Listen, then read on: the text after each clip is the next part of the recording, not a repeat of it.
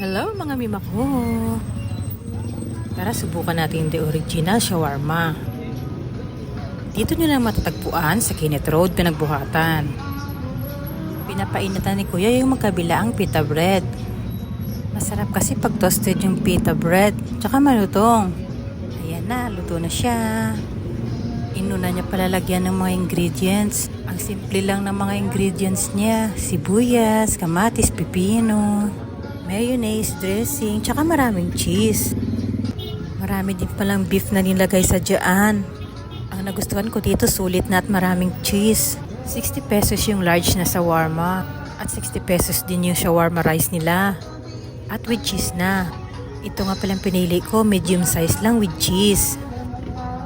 Yum yum yum, tara kain tayo.